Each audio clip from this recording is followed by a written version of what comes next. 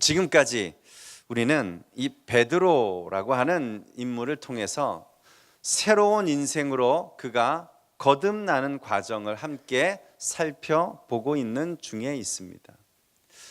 그런데 오늘 우리가 먼저 질문을 던져 봐야 할 것은 과연 이 변화는 어디에서부터 시작하는 것인가 하는 것입니다. 이 변화가 우리의 안에서부터 바깥으로 나타나는 것일까요? 아니면 우리의 바깥에서부터 안으로 변화가 시작되는 걸까요? 오늘날 이 세상은 우리가 바깥에서부터 안으로 변화될 수 있다고 그렇게 믿음을 심어줍니다. 그래서 끊임없이 새 옷을 사 입으라고, 끊임없이 화장을 하라고, 헤어스타일을 바꾸라고, 혹은 운동이나 다이어트로 몸매를 가꾸라고 그렇게 권합니다. 그러한 외적인 변화를 주게 되면 그것이 우리의 내면도 바꾸게 되고 우리의 인생도 바꿀 수 있다고 그렇게 희망을 불어넣습니다. 그러나 정말 그럴까요? 우리의 외모가 바뀌면, 우리의 몸이 바뀌면 과연 우리의 심령도 정말 바뀌는 걸까요? 그런데 오늘 성경은 정말 우리의 근본적인 변화는 외적에서부터 시작하는 게 아니라 예수 그리스도를 믿음으로 완전한 새 사람이 될 때, 다시 말하면 우리의 속 사람이 변해야 우리의 겉 사람도 변할 수 있다고 말씀하는 것입니다. 우리의 속 사람이 달라지지 않으면 우리의 겉 사람은 달라질 수 없다는 거예요. 그런 점에서 볼 때 지금 예수님은 베드로를 비롯한 그 제자들에게 3년 동안을 온전한 진리를 가르치셨습니다. 그들에게 구원의 복음을 증거하셨습니다. 그러나 그것만으로는 그들의 속 사람이 완전히 새롭게 변화될 수 없다는 사실을 주님은 알고 계셨습니다. 그들에게 성령이 임재해야 한다는 것을 알고 계셨습니다. 성령이 아니고서는 그들이 배운 진리를 깨달을 수도 없고 그 진리를 세상에 전할 수도 없다는 사실을 주님은 너무나도 잘 알고 계셨기 때문입니다.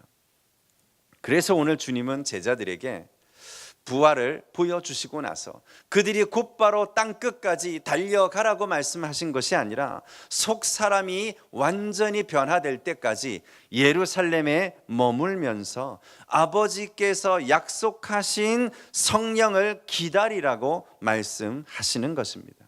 그리고 그와 함께 성령이 임할 때 어떤 변화를 가져오게 될지도 우리에게 보여주시고 제자들에게 알려주십니다. 그것이 8절이지요.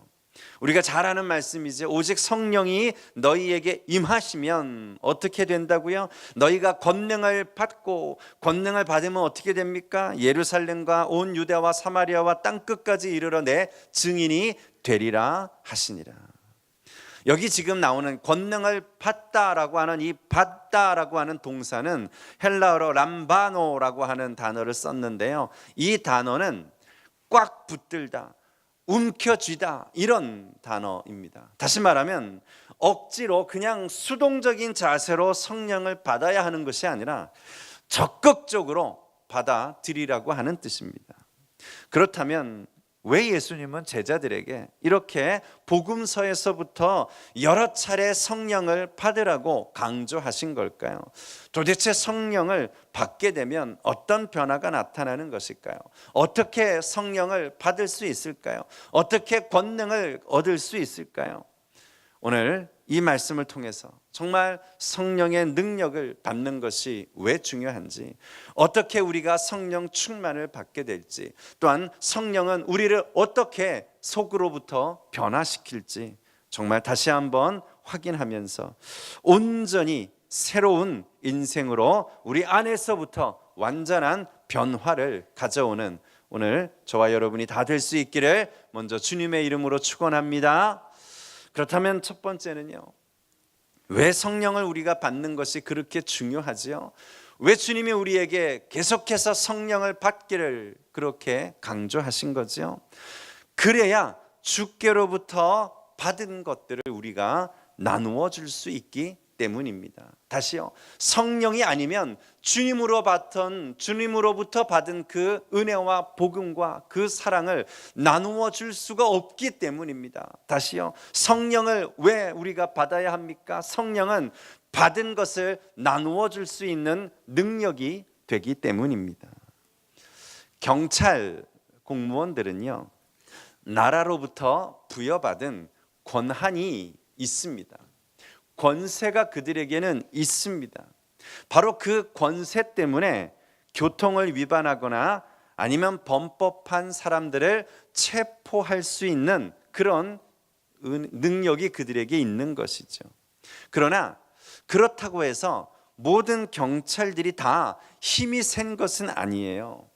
그러다 보니까 때로는 그가 부여받은 권한이 있음에도 불구하고 이것이 무시당하기도 하고요, 때로는 오히려 범죄자들로부터 생명의 위협을 받기도 하는 것입니다.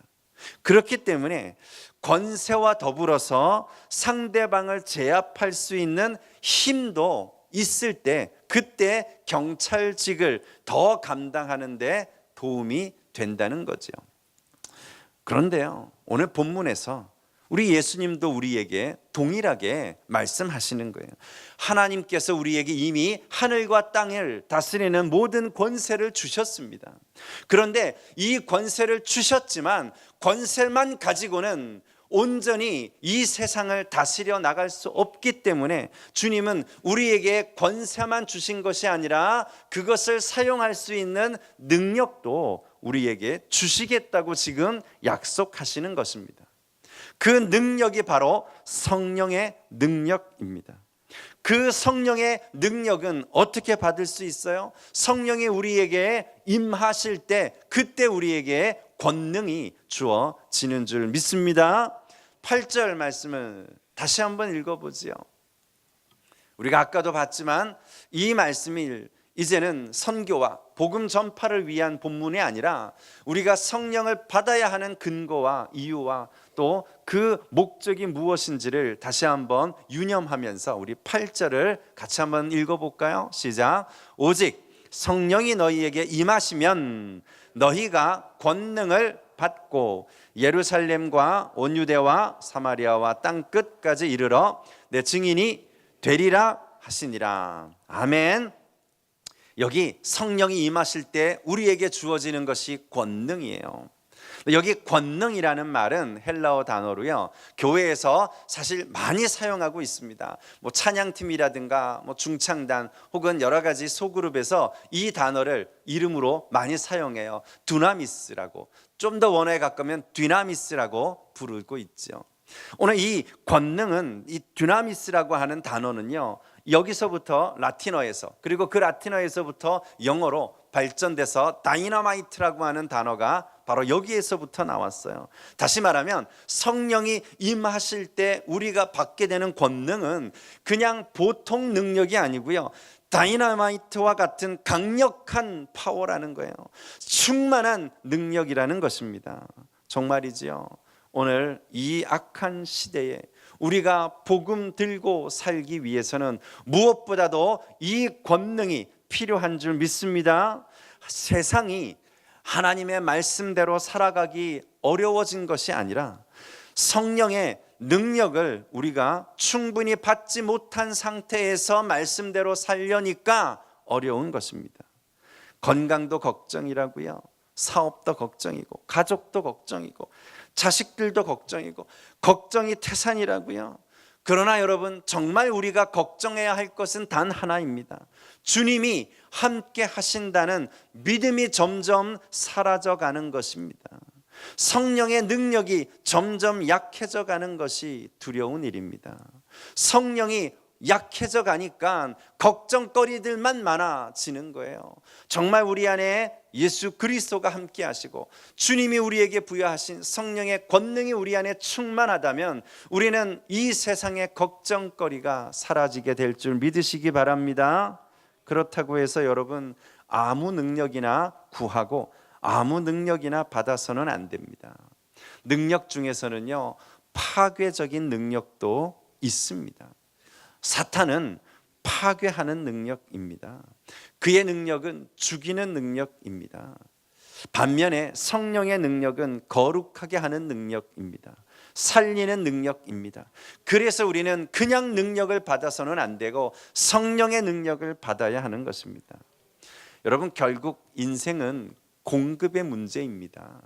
우리가 지금 이렇게 힘들고 어려운 건 수요와 공급이 균형이 맞지 않기 때문이에요.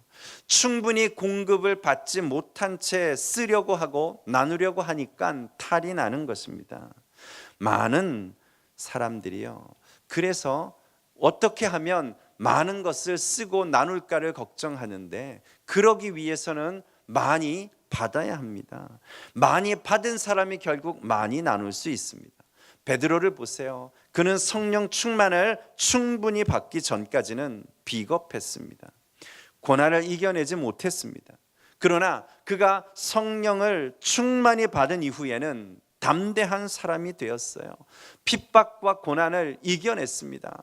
조금 뒤에 사도행전 5장에 가보시면 41절에서 베드로의 변화된 모습을 이렇게 성경이 증명합니다. 같이 한번 읽어볼까요? 시작. 사도들은 그 이름을 위하여 능욕받는 일에 합당한 자로 여기심을 기뻐하면서 공회 앞을 떠나니라. 아멘.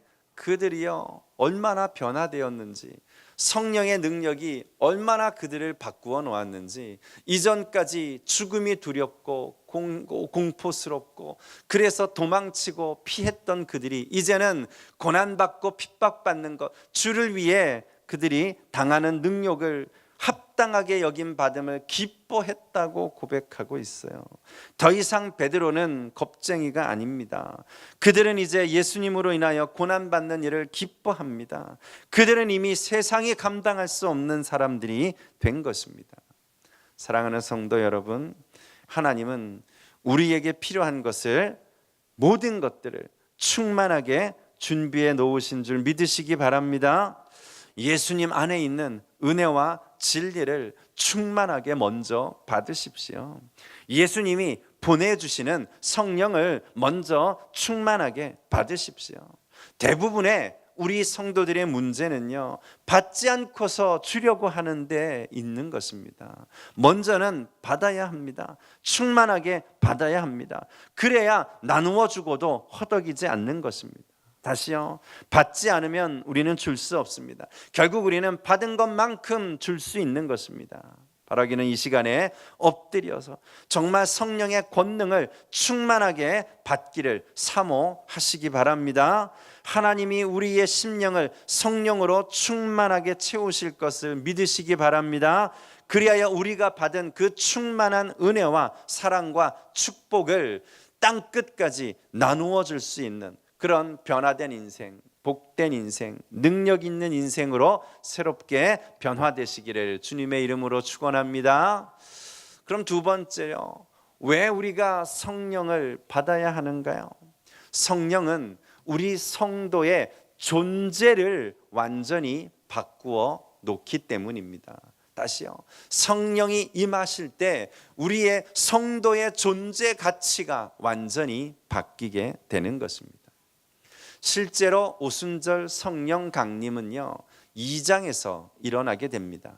그러나 그에 앞서 오늘 읽으신 1장 4절을 보시면 주님이 계속해서 제자들에게 이렇게 당부하시죠. 4절 말씀을 한번 보셔요. 사도와 함께 모이사 그들에게 분부하여 이르시되 예루살렘을 떠나지 말고 내게서 들은 바 아버지께서 약속하신 것을 기다리라. 아버지께서 약속하신 성령을 기다리라 하셨어요. 그리고 나서 이제 1장 중반 넘어가서 후반부로 가면 예수님이 승천하시고 나자 이 모든 제자들이 또한 남은 120여 명의 성도들과 함께 어디로 달려가는가 하면 마가의 다락방에 모입니다. 그리고 거기서 그들은 마음을 같이하여 오로지 기도에 힘썼다, 그렇게 말씀하고 있습니다. 바로 여기서 성경은 지금 성도가 어떤 존재인가에 대한 정의를 우리에게 분명하게 제시하고 있습니다. 다시 말하면 성도라는 존재는 성령과 기도로 빚어진 사람이라는 것입니다.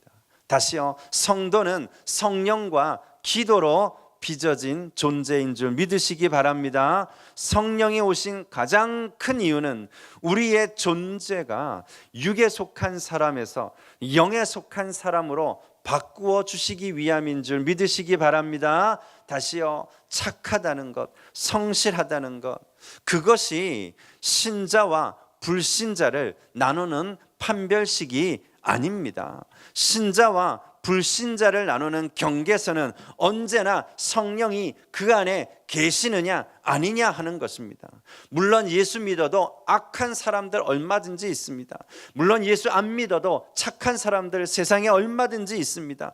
그러나 예수 믿는 사람과 안 믿는 사람과의 가장 큰 차이는 하나님을 아느냐 모르느냐, 성령의 임재하심이 있느냐 없느냐의 차이입니다. 그것이 신자와 불신자를 구별하는 기준입니다. 그것이 성도의 존재입니다. 우리는 착한 사람으로 불리우는 게 아니에요. 우리는 성실하기 때문에 그리스도인이 된 게 아니에요. 우리는 성령의 임재하심을 받은 자고 성령과 기도로 빚어진 사람이기 때문에 우리가 성도인 것입니다. 그런 의미에서 사도행전에 나타나는 다른 모든 사건들은 이제 성령이 임하게 되시자 제자들이 얼마나 대단한 존재가 되었는가 하는 것 이전에 그들이 얼마나 다른 존재가 되었는가를 보여주는 거예요. 그들이 얼마나 영적인 존재가 되었고 그들이 얼마나 성령으로 충만하게 되었는가를 우리에게 보여주는 샘플들인 것입니다. 이제까지 복음서에서는요, 사실 하나님께서 예수 그리스도가 홀로 일하신 사역에 대한 기록들입니다. 복음서에서는 아직 제자들이 성령을 받지 못했습니다.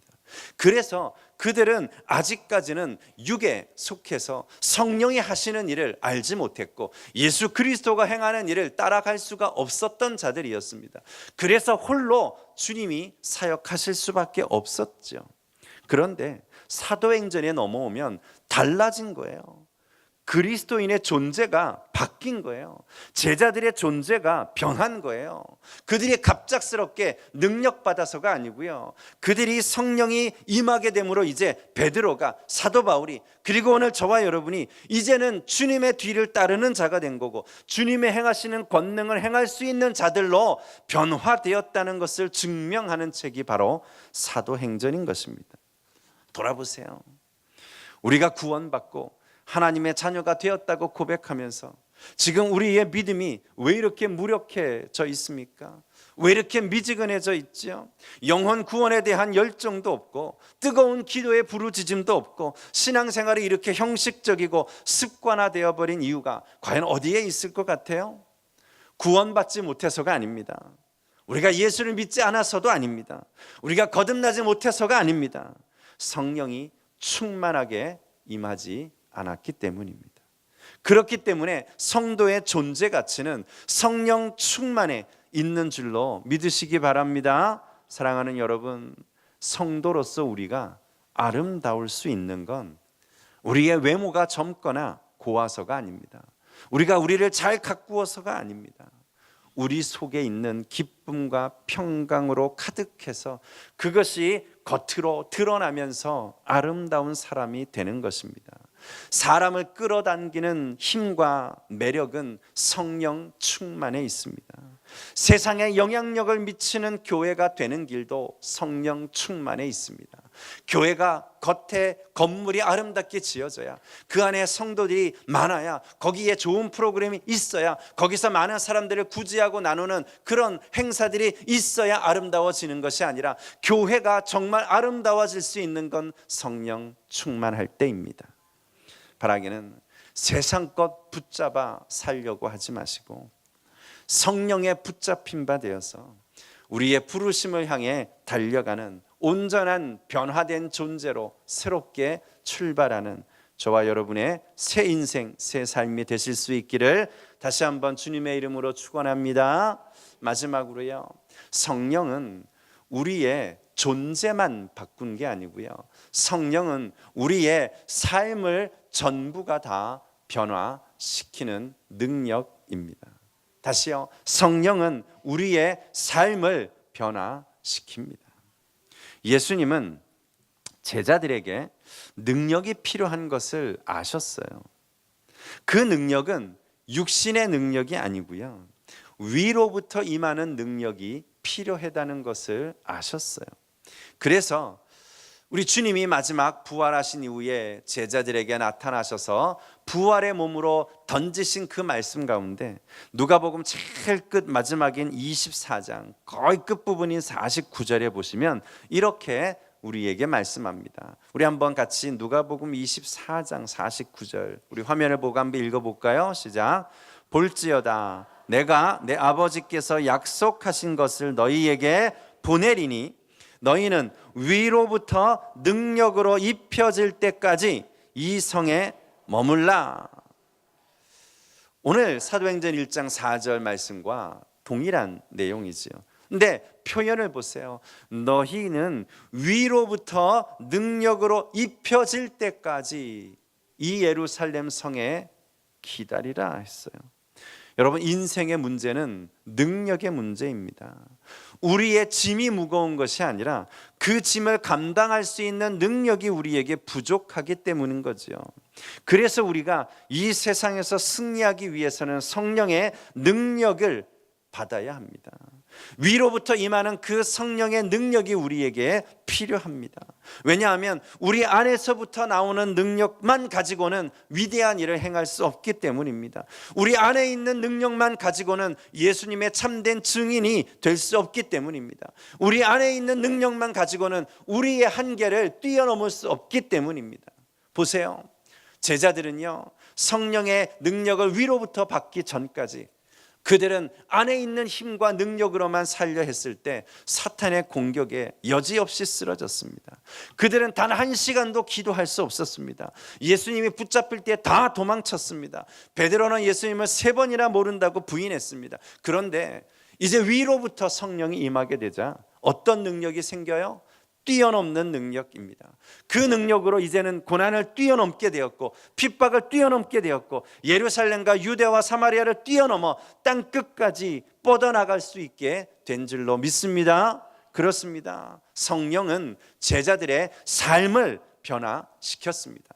성령 충만을 받은 후에 그들은 능력의 종들이 되었습니다. 그들 안에 전에 없던 지혜로 충만했습니다. 베드로는요, 무식한 어부였어요. 그런데 그의 설교의 말 한마디에 3,000명이 회개하고 돌아올 만큼 어마어마한 성령의 능력이 그의 지혜로 다가왔습니다. 성령 충만한 이후에 그들에게는 은사가 넘쳐났어요. 그들의 성품과 인격이 변화되었습니다. 그래서 그들은 세상과를 복음으로 변화시킬 수 있는 자들이 된 것입니다. 여러분, 혹시 지금 한계에 부딪혔습니까? 장애물 앞에 움츠려들고 있습니까? 육신의 연약함 때문에 힘들어하고 계십니까? 이때가 우리에게 안에서부터 나오는 우리의 힘이 아닌 위로부터 공급되는 새로운 능력이 필요한 순간입니다. 우리 앞에 지금 가로막혀 있는 이 절망의 산을 무너뜨릴 수 있는 다이너마이트와 같은 능력이 우리에게 필요한 때입니다. 그 능력을 누가 주신다고요? 성령께서 주십니다. 그래서 성령을 기다려야 합니다. 그래서 성령 충만을 간구하고 기도해야 합니다. 그래야 하나님이 기도하는 자에게 가장 좋은 것, 바로 성령을 선물로 주시겠다는 그 약속을 오늘 여러분 다 받아 누리는 그런 복된 성도님들 되시기를 축원합니다. 말씀을 맺지요. 사랑하는 여러분, 우리가 정말 간절하게 사모해야 할 분은 성령이십니다. 우리가 정말 갈망하며 기도해야 할 것은 성령의 충만함입니다. 성령 충만은 기다리는 자에게 임했습니다. 전심으로 기도하는 자들에게 임했습니다. 믿음의 사람에게 임했습니다. 회개하는 사람에게 임했습니다.